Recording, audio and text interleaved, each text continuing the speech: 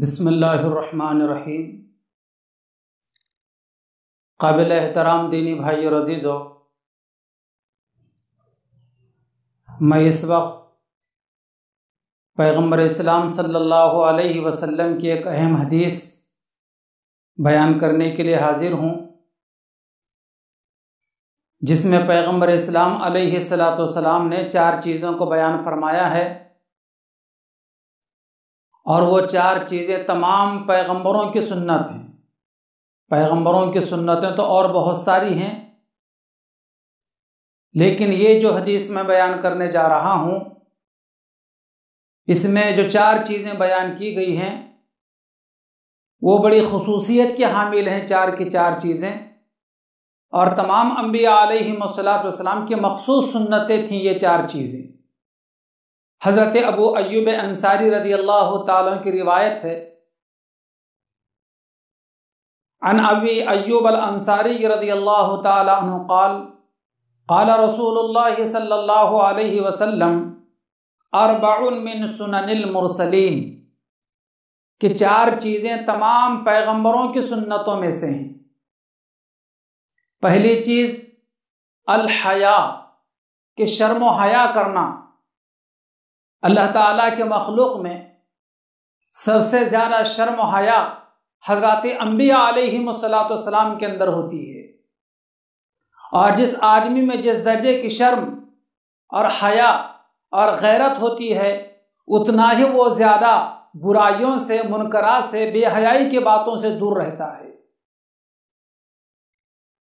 اور جو جتنا زیادہ بے حیا، بے شرم اور بے غیرت ہوگا، اتنا ہی زیادہ برائیوں کا عادی ہوگا، اور اتنا ہی زیادہ برائیوں کو کرنے کا اس کا جی چاہے گا۔ اس لیے ہم مسلمانوں کو چاہیے کہ اپنے مزاج میں شرم و حیا پیدا کریں، کہ مردوں کو بھی چاہیے کہ جن مقامات پر ہمارے مزاج میں شرم و حیا ہونا چاہیے، وہاں ضرور ہم شرم و حیا کرنا چاہیے۔ اسی طرح ہماری خواتین اور بہنیں اور بہو بیٹیاں، انہیں بھی چاہیے کہ جہاں شرمانا چاہیے، بلکہ مردوں کے بنسبت عورتوں میں زیادہ شرم و حیا ہونا چاہیے۔ لیکن آج جس قدر بے حیائی، بے شرمی، بے غیرتی بڑھتی چلی جا رہی ہے، اللہ تعالیٰ ہی ہمارا محافظ ہے۔ نہ مرد شرم و حیا کرنے کو تیار ہیں، نہ عورتیں اور بہو بیٹیاں شرم و حیا کرنے کو تیار ہیں۔ اور شرم و حیا نہ ہونے کی وجہ سے اوڑھنی دوپٹہ جسے کہا جاتا ہے، یہ جس میں سر کے بال اور سینہ سارا چھپا ہونا چاہیے، آج اوڑھنی گلے کا ہار بن کر رہ گیا ہے۔ اوڑھنی آج گلے کا ہار بن کے رہ گئی ہے۔ برقع جس میں سارا بدن ڈھکنا چاہیے، اور برقع جس میں سارا بدن چھپنا چاہیے، ڈھکا ہونا چاہیے، بدن کا کوئی نشیب و فراز، اونچ نیچ برقعے میں نظر نہیں آنا چاہیے، لیکن آج برقع ہماری بہنوں اور خواتین کے لیے زینت کی چیز بن گئی ہے۔ اوڑھنے کا مقصد یہ ہے کہ اس سے سر کے بال پورے ڈھکے ہوئے ہوں، اور پورا سینہ اس میں چھپا ہوا ہونا چاہیے، ڈھکا ہوا ہونا چاہیے۔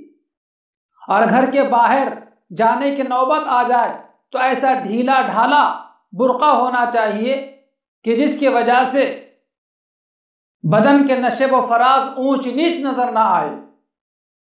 اور سیدھا سادہ برقع ہونا چاہیے، کوئی پھول بیل بوٹے اس کے اندر نہیں ہونا چاہیے، اور چست اور ٹائٹ قسم کا برقع نہیں ہونا چاہیے۔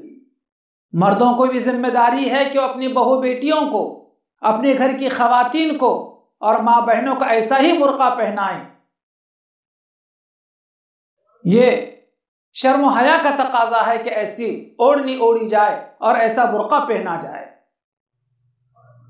اور دوسری چیز جو تمام انبیاء علیہم السلام کی سنت ہے، وہ ہے والتعطر، عطر لگانا، خوشبو لگانا، پاکی و نظافت حاصل کرنا۔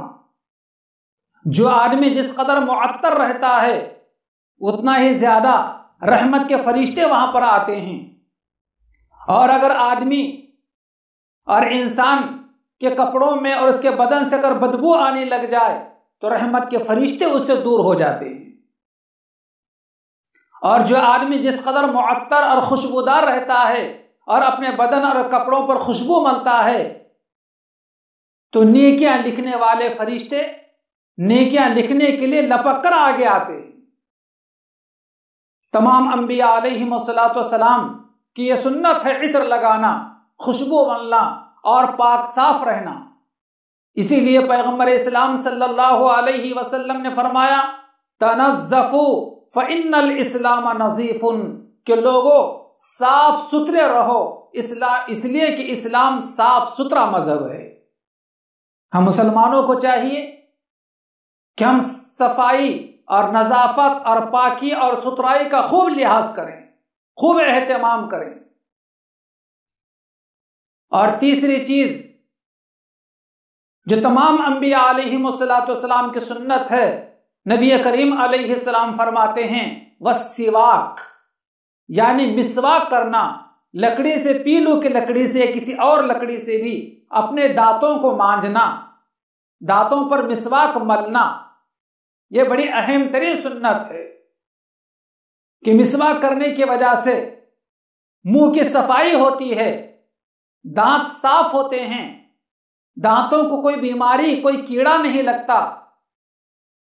اور نبی کریم صلی اللہ علیہ وسلم بڑا مسواک کا اہتمام کیا کرتے تھے، اور ہر وضو کے موقع پر مسواک کرنا چاہیے، ہر نماز سے پہلے مسواک کرنا چاہیے، کہ جو نماز مسواک کر کے پڑھی جاتی ہے وہ 70 گنا زیادہ باعث اجر و ثواب رکھتی ہے۔ یعنی بغیر مسواک کے جو نماز پڑھی گئی اس کے مقابلے میں وہ نماز جو مسواک کر کے پڑھی گئی ہو وہ 70 گنا زیادہ اجر و ثواب رکھتی ہے، یعنی 70 گنا زیادہ اس میں ثواب ملتا ہے۔ اس لیے مسواک کا ضرور اہتمام کرنا چاہیے۔ مسواک کے 70 سے زیادہ فوائد احادیث مبارکہ میں اور دیگر مسواک کے فضائل کے اندر بیان کیے گئے ہیں۔ ایک بڑا فائدہ مسواک کے کرنے کا یہ ہے کہ مرتے وقت زبان پر کلمہ طیبہ جاری و ساری ہوتا ہے۔ ہمارے پڑوسی ملک کے بہت بڑے بزرگ، صف اول کے بزرگوں میں جن کا شمار ہوتا ہے، انہوں نے ایک مرتبہ فرمایا تھا کہ جو مسلمان اپنے زندگی میں مسواک کا اہتمام کرتا ہے کبھی منہ کا کینسر اسے نہیں ہوتا۔ اس لیے منہ کے صفائی کے لیے خاص طور پر مسواک کا اہتمام ضرور کرنا چاہیے۔ اپنے بچوں کو، اپنے بچیوں کو عادی بنانا چاہیے۔ جیسے مردوں کے لیے مسواک کرنا سنت ہے، اسی طریقے سے عورتوں کے لیے بھی سنت ہے، عورتیں بھی مسواک کا اہتمام کریں۔ اور چوتھی چیز جو تمام انبیاء علیہم السلام کی سنتوں میں سے ہے وہ نکاح، یعنی شادی کرنا، عقد کرنا، نکاح کرنا۔